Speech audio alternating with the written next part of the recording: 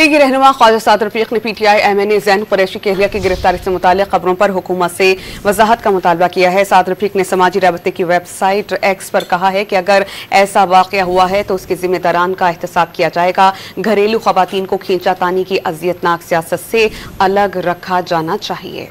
लीगी रहनुमा ख्वाजा साद रफीक ने PTI MNA ज़ैन कुरैशी की अहलिया की गिरफ्तारी से मुताल्लिक़ खबरों पर हुकूमत से वजाहत का मुतालबा किया है। साद रफीक ने समाजी राबते की वेबसाइट एक्स पर कहा है कि अगर ऐसा वाक़या हुआ है तो उसके जिम्मेदारान का एहतसाब किया जाएगा। घरेलू ख़वातीन को खींचातानी की अज़ियतनाक सियासत से अलग रखा जाना चाहिए।